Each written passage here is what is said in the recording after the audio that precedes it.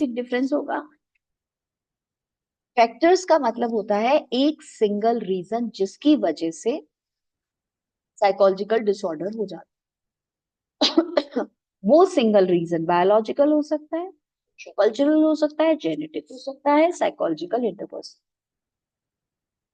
पर जब हम मॉडल पढ़ते हैं तो मॉडल का मतलब ब्रॉडर एस्पेक्ट। हम एक फैक्टर के बारे में नहीं पढ़ रहे, हम ब्रॉडर एस्पेक्ट के बारे में, जिसमें बहुत सारी बातें कि बेटा इकट्ठी हो जाती। मॉडल का मतलब होता है रियलिटी पे बेस्ड, जो हमारे एक्सपेरिमेंट्स हुए हैं उस पे बेस्ड, उस पे बेस होके कोई चीज अगर प्रूव हो जाती है तो वो मॉडल बनती है। तो factors can be the causes, the reasons जो हमने इवेलुएट किए, जो हमने सोचे हैं, जो हमने देखे हैं। पर रियलिटी चेक किसका हुआ है? स्टडी जिन फैक्टर्स पे हुआ है, और वो बहुत सारे जो ब्रॉडर फैक्टर्स हैं वो एक मॉडल में आ जाते हैं, उसको बोलते हैं साइकोलॉजी, मतलब मॉडल बोलते हैं उसको।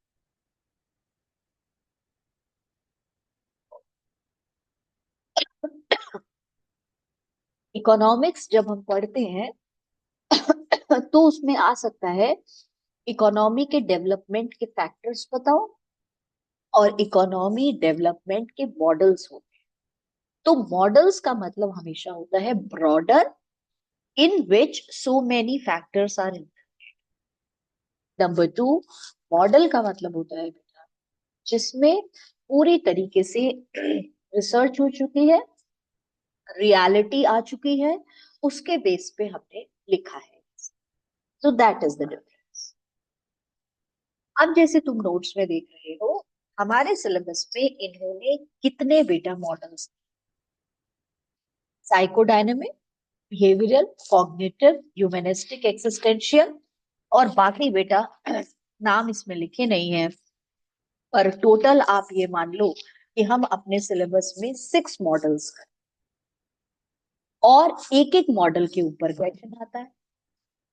उस मॉडल पे जो क्वेश्चन आया है उसके अलावा बेटा बहुत सारे एमसीक्यूज इससे रिलेटेड आ सकते।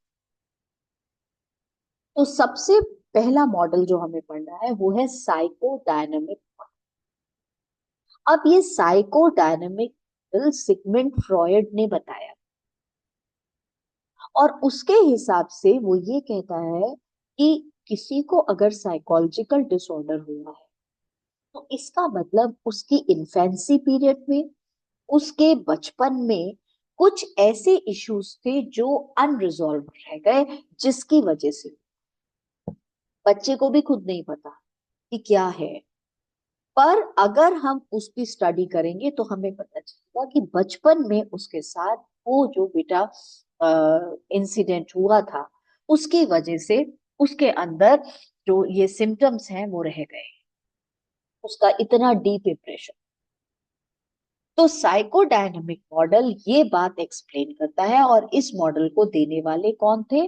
और बेटा वो अनकॉन्शियसली जब हमारी पर्सनालिटी के अंदर बचपन की बातें चली जाती हैं तो वो आगे चल के कॉन्फ्लिक्ट करती हैं, और फिर हमारा बिहेवियर एबनॉर्मल।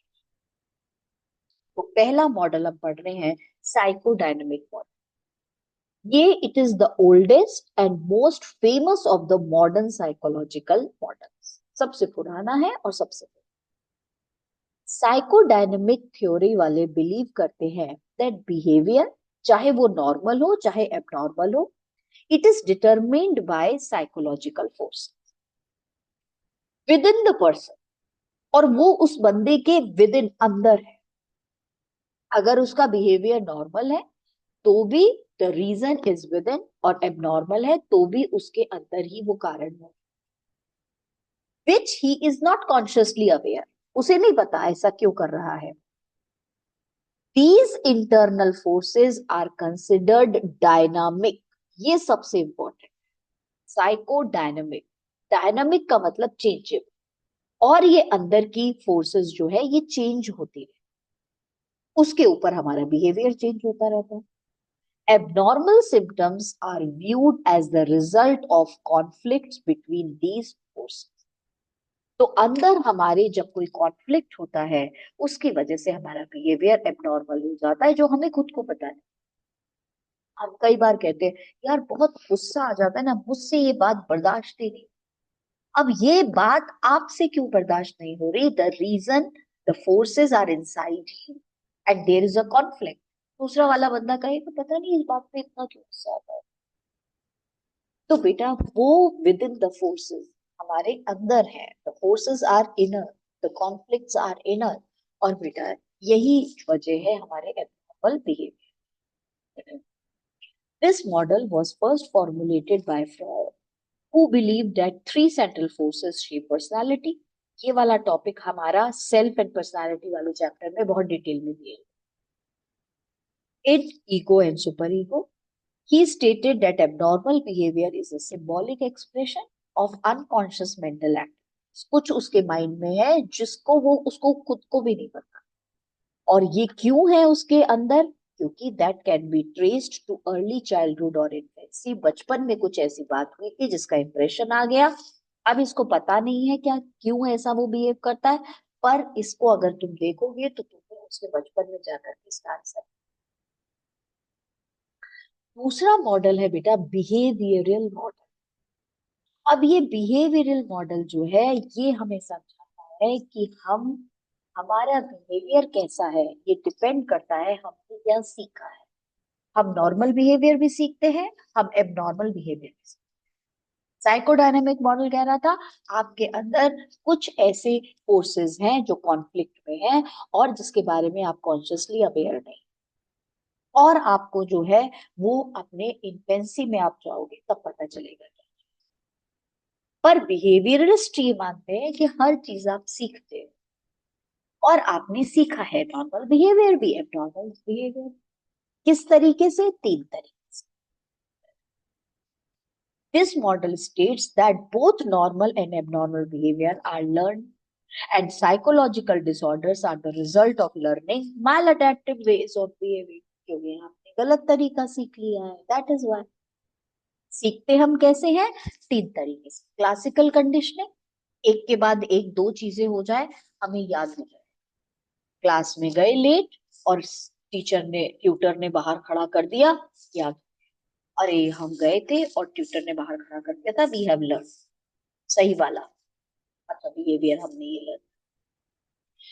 ऑपरेंट कंडीशनिंग, जब भी हमने कुछ काम किया हमें रिवॉर्ड मिला तो हमें समझ आ गया ये वाला काम करने से रिवॉर्ड मिलता है, तारीफ है, रिकॉग्निशन मिलता है तो हम वही करेंगे। और बेटा सोशल लर्निंग, दूसरों को देख देख के हम सीख जाते हैं। तो हम जो भी हमारा बिहेवियर है वो हम लर्न करते हैं, नॉर्मल भी abnormal. Classical conditioning, temporal association in which two events repeatedly occur close together in time, एक के बाद एक हुए सीख गए।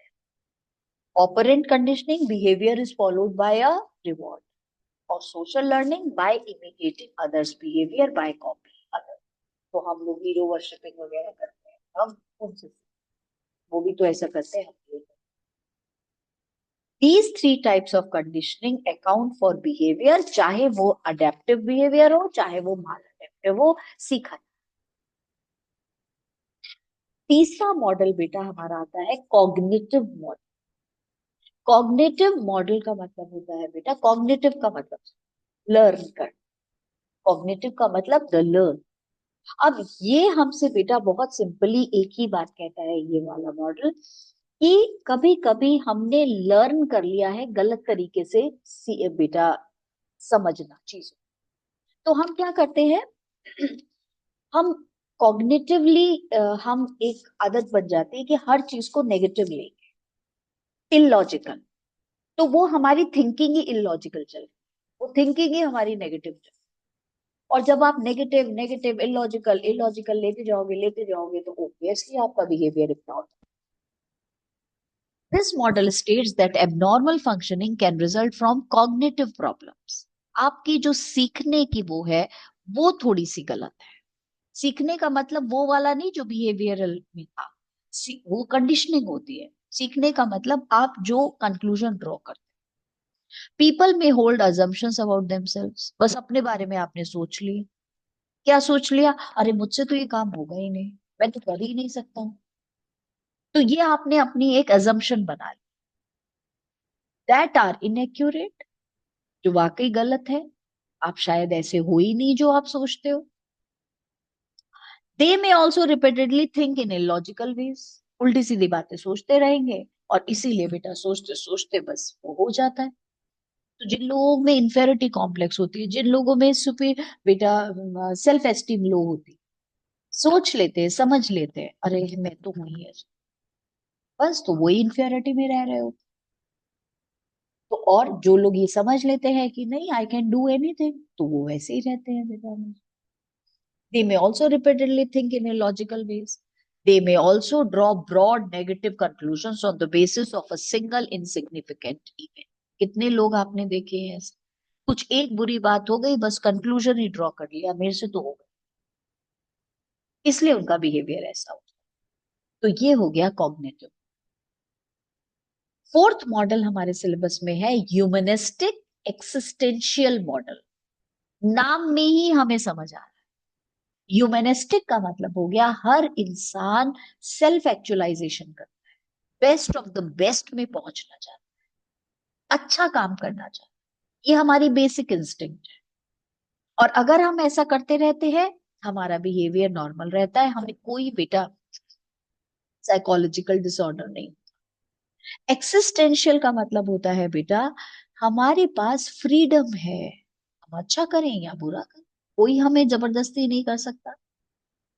तो ह्यूमनिस्टिक एक्सिस्टेंशियल मॉडल का मतलब हो गया हम जो अपना अच्छा बिहेवियर करते हैं, एक ह्यूमन बीइंग का behaviour, we are free to choose it, to do it और नॉट टू डू इट। उसको करें या ना करें ये हमारे ऊपर डिपेंड करता है, हमें फ्रीडम मिली हुई है। अगर हम अच्छा अच्छा करते जाते हैं तो बेटा हमारा बिहेवियर अच्छा अच्छा होता जाता है। अगर हम अपनी फ्रीडम में वो ह्यूमनिस्टिक वाले वैल्यूज को नहीं लेके आते हैं, तो कुछ टाइम के बाद हमें साइकोलॉजिकल डिसऑर्डर्स हो जाते हैं। और इतनी मूवीज बनी हुई है इसके ऊपर की पूछो मत। और मैं अगर नाम लेकर के एक एक को बताऊंगी तो मतलब हर मॉडल के लिए मूवी बनी हुई है, that you can see. At present बेटा मुझे सिंपल सा याद आई गई है जो मूवी है, पर बस डिफरेंस ये है कि मैं अपने जमाने की मूवीज की बात करूंगी तो मैं शायद पता नहीं उसको देखा हुआ है कि नहीं देखा है। तो कॉग्निटिव मॉडल के ऊपर भी मूवीज हैं जो आप बहुत आराम से समझ सकते हो कि उसके लिए क्या होता है, और ह्यूमनिस्टिक एक्सिस्टेंशियल के लिए भी होता है। अब बेटा हम आ जाते हैं, तो किसी को हमने धोखा दिया। एक हमने शेक्सपियर का बहुत बड़ा ड्रामा फेमस है मैकबेथ, उसमें ह्यूमनिस्टिक एक्सिस्टेंशियल, तो ह्यूमन वैल्यूज को सेक्रीफाइस करके उन्होंने डिसाइड किया, दोनों पति पत्नी ने, मैकबेथ और लेडी मैकबेथ ने, कि मार दो राजा को, हम राजा बन जाए। अब बेटा ये कर तो दिया, फ्रीडम अपनी उन्होंने एक्सरसाइज कर ली, और बाद में फिर वो एबनॉर्मल बिहेवियर हो जाता है उनका। क्यों? क्योंकि वो जानते थे कि उन्होंने ठीक नहीं। तो ये है humanistic existential model. Humanists believe that human beings are born with a natural tendency to be friendly, cooperative, constructive. They are drive to self-actualize. हम बने ही हैं बेटा सेल्फ एक्चुअलाइजेशन के लिए, अपने पोटेंशियल को बेस्ट यूटिलाइज करने, और इस काम में हम फ्री हैं। Existentialists believe that from birth we have total freedom to give meaning to our existence. Those who avoid that responsibility would live empty and die fictional lives. और बेटा जब उनकी लाइफ जो है वो एम्प्टी होगी, डायफंक्शनल होगी, तो ऑब्वियसली उनको जो है वो बेटा साइकोलॉजी। मैंने बोला था टोटल 6 हैं हमारे जो हमें करने हैं मॉडल्स, और इनको अच्छी तरीके से ही करना क्योंकि इन पे बहुत सारे क्वेश्चंस हैं। उसमें बेटा आज का ये लास्ट है, क्योंकि डायथेसिस स्ट्रेस मॉडल जो 6 नंबर का मॉडल है उसमें और थोड़ा टाइम लगता है और ज्यादा इंपॉर्टेंट है, तो वो हम फिर बाद में करेंगे कल। अभी तुम देखो सोशो कल्चरल मॉडल, जिस सोसाइटी में हम रहते हैं, जिस कल्चर का हमारे ऊपर इन्फ्लुएंस पड़ता है, उससे हमारा बिहेवियर डिसाइड, हम साइकोलॉजिकल डिसऑर्डर पे जाएंगे या नहीं जाएंगे, ये भी हमारा बहुत हद तक सोसाइटी और कल्चर पे depend. Abnormal behavior is best understood in the light of the socio and cultural forces that influence an individual. Some families have an enmeshed structure. Enmeshed का मतलब होता है बेटा लिमिटेड, सराउंडेड. उनके आगे एक ऐसा सर्कल बना दिया जाता है, बाहर नहीं जाओगे, अकेले नहीं जाओगे, यहाँ नहीं जाओगे, ये नहीं बोलोगे, ये नहीं खाओगे, in which the members are over involved in each other activities, thoughts and feelings. बहुत ज्यादा उनको सराउंड करके रखा हुआ है. Children from this kind of family may have difficulty in becoming independent in life. Studies have shown that people who lack in social and professional relationships, और जिनके बेटा फ्रेंड्स नहीं होते प्रोफेशन में, सोसाइटी में, are likely to become more depressed and remain depressed longer than those who have good friendships. Cultural theorists also believe that when people break the norms of their society, they are called deviant or mentally ill. कई बार तो आपने वो काम कर लिया. अभी बेटा मैं एक मूवी देख के आई हूँ, और जितने बड़े बड़े लोग हैं उन सब के बारे में तुमको ऐसे ही सुनने को मिलेगा. कई बार तो ऐसा होता है बेटा. सो आई वाज मेंशनिंग द हक. सो हक इज फेमस शाहबानो केस के बारे में. So the woman, when she tried to fight for her right, then people called her पागल है.